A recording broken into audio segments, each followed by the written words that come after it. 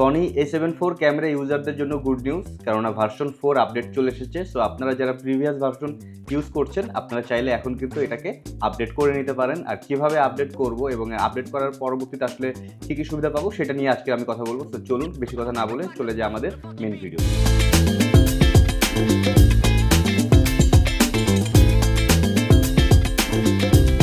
গুগলে গিয়ে Sony A7 IV update version 4 লিখে সার্চ দিলেই কিন্তু চলে আসবে। সো আপনারা জাস্ট এখানে ঢুকে যাবেন, দেন আমরা ডাউনলোড অপশনটাতে প্রেস করব, তাহলে আমরা একটা বড় একটা টেক্সট বক্স দেখতে পারবো এবং এর নিচে গেলে আমরা এখানে আবার ডাউনলোড অপশন দেখব।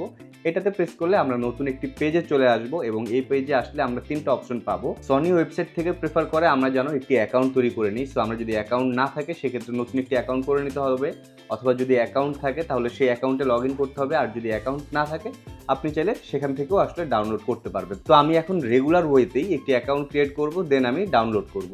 তো রেগুলার যেভাবে ইমেল ভেরিফিকেশনের মাধ্যমে অ্যাকাউন্ট ক্রিয়েট করতে হয় সেভাবেই অ্যাকাউন্ট ক্রিয়েট করে ফেললাম এবং এরপরে আমার আপডেট ভার্সনটির ডাউনলোড শুরু হয়ে গিয়েছে। সো ডাউনলোড হতে কিন্তু মোটামুটি ভালো সময় লেগেছে এবং ডাউনলোড হওয়ার পরে আপনার ক্যামেরার যে মেমোরি কার্ডটি রয়েছে সেটার মধ্যে এটাকে কপি করে নেবেন এবং এরপরে ক্যামেরাতে ইনসার্ট করবেন। তবে এই ভার্সনটি আপডেট করার ক্ষেত্রে আপনাকে কিছু জিনিস মাথায় রাখতে হবে। তো আমরা যদি একটু স্ক্রিনে খেয়াল করি আমরা দেখব A7 IV এর বেশ কিছু ফার্মওয়্যার ভার্সন কিন্তু অলরেডি মার্কেটে অ্যাভেলেবেল রয়েছে। সো আপনি এর মধ্যে যে কোনো একটা হয়তো ইউজ করছেন, তো সেটা সমস্যা নেই। তবে আপনি যদি এখন লেটেস্ট ভার্সনটি ইউজ করতে হয় তাহলে আপনাকে একটা জিনিস অবশ্যই মাথায় রাখতে হবে, আদারওয়াইজ টেকনিক্যাল ইস্যু হতে পারে ক্যামেরাতে। সেটা হচ্ছে আপনি যদি অ্যাটলিস্ট ফার্মওয়্যার ভার্সন 1.05 ইউজ করেন তাহলেই আপনি ফার্মওয়্যার ভার্সন 4টা ইনস্টল করতে পারবেন। আদারওয়াইজ আপনি যদি 1.05 এর আগের ভার্সন লাইক 1.01 বা 1.00 এই ভার্সনগুলো ইউজ করে থাকেন, সেই ক্ষেত্রে সবার প্রথমে আপনাকে যেটা করতে হবে, প্রথমে আপনাকে ফার্মওয়্যার ভার্সন 1.05টা ইনস্টল করে নিতে হবে, দেন আপনাকে ফার্মওয়্যার ভার্সন 4 ইনস্টল করতে হবে। আদারওয়াইজ আপনি যদি 1.05 এর আগের ভার্সন ইউজ করে থাকেন এবং সরাসরি 4 ইউজ করেন তাহলে আপনার ক্যামেরাতে টেকনিক্যাল ইস্যু চলে আসতে পারে। এবং আরেকটা বিষয় মোস্ট ইম্পর্টেন্টলি মাথায় রাখতে হবে, সেটা হচ্ছে আপনি যখন ফার্মওয়্যার আপডেট করবেন অবশ্যই আপনার ক্যামেরার ব্যাটারিতে 3 দাগ পর্যন্ত চার্জ রাখবেন, কেননা যেহেতু এটা ইনস্টল হবে কিছুটা সময় লাগতে পারে। ইন দ্য মিন টাইম যদি আপনার ক্যামেরাটা ব্যাটারি শেষ হয়ে যায়, অফ হয়ে যায়, তাহলে কিন্তু টেকনিক্যাল ইস্যু হতে পারে। সো ফর সেফটি ব্যাটারিগুলো একটু চেক করে নেবেন। তো যাই হোক, আমরা মেমোরি কার্ডের ফাইলটি কপি করে নিয়েছি, এবার এটাকে আমার ক্যামেরায় ইনসার্ট করব এবং তারপর এটাকে আপডেট করব। সো কীভাবে আপডেট করব আমরা একটু সরাসরি দেখি।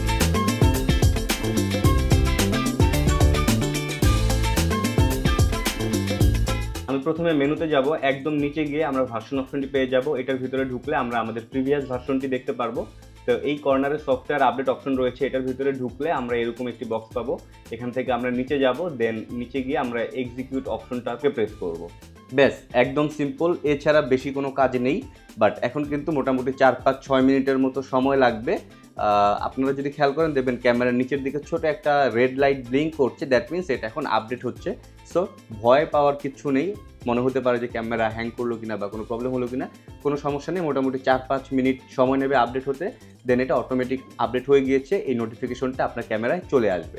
তো আমরা এই মুহূর্তে দেখতে পাচ্ছি বডি আপডেট কমপ্লিট নোটিফিকেশন কিন্তু চলে এসেছে। তো এখান থেকে ওকে প্রেস করলে আমরা আরেকটি নোটিফিকেশন পাবো, সেটা হচ্ছে ক্রিয়েটর্স অ্যাপটাকে ইনস্টল করে নিতে বলছে। সো আপনার মোবাইলে যদি এটা ইনস্টল করে নেন তাহলে এই আপডেট ভার্সনের সব থেকে মোস্ট ইম্পর্টেন্ট বা হাইলাইটেড ফিচার যেটা আমার ভালো লেগেছে সেটা আপনি এখান থেকে কন্ট্রোল করতে পারবেন। আর সেটা হচ্ছে আপনি আপনার সম্পূর্ণ মনিটরটাকে বা আপনার ক্যামেরার যে মনিটর রয়েছে সেটাকে আপনি ইজিলি আপনার মোবাইলে ইউজ করতে পারবেন। লাইক আমি কিন্তু এখন এখান থেকে পুরো ব্যাপারটাকে কন্ট্রোল করতে পারছি। আপনারা যদি আমি আর একটু কাছে নিয়ে যদি দেখাই, ইভেন ফোকাসও নাই আমি। সো এখানে যদি ফোকাস করি, ওকে, মোবাইলের উপরে ফোকাস করে দিলাম। সো এখন কিন্তু আপনারা আমার মোবাইল দেখতে পাচ্ছেন। সো আমি খুবই ইজিলি মোবাইল থেকেই এই কাজটা করতে পারতেছি। সো মনিটরিংয়ের কাজটা কিন্তু এখন আমার জন্য আরও সহজ হয়ে গেল। তো আমি যদি এখান থেকে ইজিলি আপনাদের সাথে শেয়ার করি, হোয়াইট ব্যালেন্সটাই চেঞ্জ করি, দেখেন হোয়াইট ব্যালেন্সটা কিন্তু এই মুহূর্তে অনেক ইয়েলো হয়ে গিয়েছে। আবার আমি যদি চাই এটাকে ব্লু করে দিতে পারবো। এই তো, আশা করি আপনারাও আপনাদের ক্যামেরার ফার্মওয়্যার ভার্সনটিকে আপডেট করে নিতে পারবেন আমার এই ভিডিওটি যদি ফলো করেন। আর এরপরে আমরা এবার ক্রিয়েটর্স অ্যাপটাকে আসলে কীভাবে কন্ট্রোল করব বা মনিটরটাকে আমরা কীভাবে মোবাইলের মাধ্যমে কন্ট্রোল করব, এটা আমি খুবই শর্টলি আপনাদের সাথে শেয়ার করব। সো চলুন চলে যাই ভিডিও সেই পার্টে।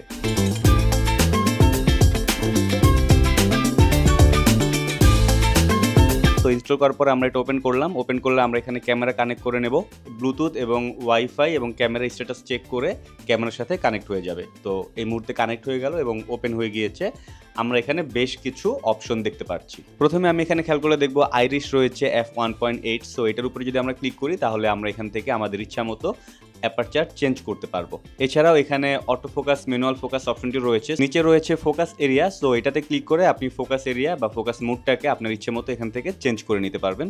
তো এই যে উপরে আমি ব্যাক দেখতে পারতেছি, এটাতে যদি ক্লিক করি আমি এই অপশন থেকে বের হয়ে যাব। তো বের হলে আমরা এখানে দেখতে পারবো কেলভিন অপশন রয়েছে। সো এটাতে প্রেস করলে আমরা আমাদের ইচ্ছে মতো কেলভিন কম বা বেশি রাখতে পারবো। আবার চাইলে আমরা এখান থেকে অটো মোডেও চলে যেতে পারবো। আবার প্রিসেট যদি আমরা ইউজ করতে চাই তাহলে প্রিসেটও সেট করতে পারবো। আমরা এখানে আইএস অপশন দেখতে পাচ্ছি, এটাতে যদি ক্লিক করি তাহলে আমরা এটাকে অটো বা ম্যানুয়াল করে দিতে পারবো অথবা স্ট্যান্ডার্ড বা অফ করেও রাখতে পারবো। আমি যদি রেকর্ড ফরম্যাটে যাই তাহলে এখান থেকেও আমার ইচ্ছা মতো ফরম্যাট সেট করে নিতে পারবো। লাইক এইচডি বা 4K আমি আমার ইচ্ছা মতো ফরম্যাট সেট করে নিতে পারবো। তো আমরা এখান থেকে যদি একটু ব্যাকে চলে যাই তাহলে নিচে দেখতে পারবো ফ্রেম রেট রয়েছে। এখানে ক্লিক করলে আমরা এখান থেকে 30, 24 বা 120 FPS ইচ্ছা মতো সেট করে নিতে পারবো। আমি যদি নিচের দিকে একটু স্লাইড করি তাহলে এখানে আদার সেটিংস নামে একটি অপশন চলে আসবে। এটার ভিতরে ঢুকলে আমরা আরো বেশ কিছু অপশন পাবো। লাইক ভেরিয়েবল শাটারকে আমরা অন বা অফ করতে পারবো। এছাড়া ডাইনামিক রেঞ্জ আমরা এখান থেকে সেট করতে পারবো। মিটারিং মুড সেট করতে পারবো। এই লকটাকে আমরা অফ বা অন করে রাখতে পারবো। তো যাই হোক এগুলো আপনারা একটু ইউজ করলে বুঝে যাবেন। তো এখানে আমি যদি একটু খেয়াল করি আমি কিন্তু ডিসপ্লেতে টাচ করলে অটোমেটিক আমার ফোকাসটা শিফট করছে, অর্থাৎ আমি ফোকাসও এইখান থেকেই শিফট করতে পারবো। অনেক সময় এরকম হয় যে ডিওপি কাজ করছে এবং ফোকাস পুলার আলাদাভাবে ফোকাস শিফট করতেছে, সেই কাজটা কিন্তু চাইলে এখন মনিটর দিয়েও ইজিলি করা যায়। এছাড়া উপরের দিকে যদি যাই এখানে টুল অপশন রয়েছে। সো এর ভিতরে আমরা বেশ কিছু অপশন পেয়ে যাব। এখান থেকে আমরা waveform, histogram, false colour, zebra, ডিসকুইজ, গ্রিড লাইন, রোটেশন বেশ কিছু অপশন পেয়ে যাব। সো এগুলো আমরা যদি এখান থেকে অন করে দিই তাহলে আমরা যদি একটু খেয়াল করি দেখব নিচে এখানে চলে এসেছে এবং এখান থেকে আমরা যেটাকে প্রেস করব সেটাই কিন্তু আমার মনিটরে চলে আসবে এবং চাইলে আবার এটাকে হাইডও করে রাখা যাবে। এছাড়া আমরা যদি লাইভ ভিউ এর রেজুলেশনটাকে কম বা বেশি রাখতে চাই সেটাও এখান থেকে চেঞ্জ করতে পারবো। এবং এখানে আমরা যে আইকনটি দেখতে পাচ্ছি এটার মাধ্যমে আমরা অটো ফোকাসের যে ট্র্যাকিং মোডটা রয়েছে সেটাকে আমরা অন বা অফ করে রাখতে পারবো। আর একদম কর্নারে আমরা লক আইকন দেখতে পাচ্ছি। সো এটাকে যদি লক করে রাখি ফুল ডিসপ্লেটাই আসলে লক হয়ে যাবে। আবার আমরা চাইলে এটাকে আনলক করে নিতে পারবো। আর এখানে আমরা ব্যাটারির কন্ডিশন দেখতে পাচ্ছি। আর ফাইনালি আপনি যদি রেকর্ড করতে চান তাহলে নিচে যে রেকর্ড বাটনটি রয়েছে এটাতে প্রেস করলেই রেকর্ড শুরু হয়ে যাবে। এবং রেকর্ড হচ্ছে কি হচ্ছে না এটা বোঝার জন্য আমাদের যে মনিটরটি এখানে দেখাচ্ছে এটা চারপাশে রেড মার্ক হয়ে যাবে। তো আমরা চাইলে এটাকে আবার রোটেট করে ফুল মনিটর করে দিতে পারি, খুবই ইজি। That's all. এই তো। সো এছাড়াও আরও বেশ কিছু সুবিধা আপনারা পেয়ে যাবেন। এখানে যদি আপনারা খেয়াল করেন এখানে লেখা রয়েছে, আপনাদের যদি সময় থাকে একটু কষ্ট করে পড়ে নেবেন। পেজের লিঙ্কটি ডিসক্রিপশন বক্সে দিয়ে রাখবো, আপনারা চাইলে চেক করে নিতে পারেন। যাই হোক ভিডিওটি কেমন লাগলো জানাবেন। এরকম ভিডিও যদি আপনারা আরও পেতে চান অবশ্যই লাইক, কমেন্ট, শেয়ার, সাবস্ক্রাইব করে সাথেই থাকবেন। দেখা হবে পরবর্তী ভিডিওতে। আসসালামু আলাইকুম।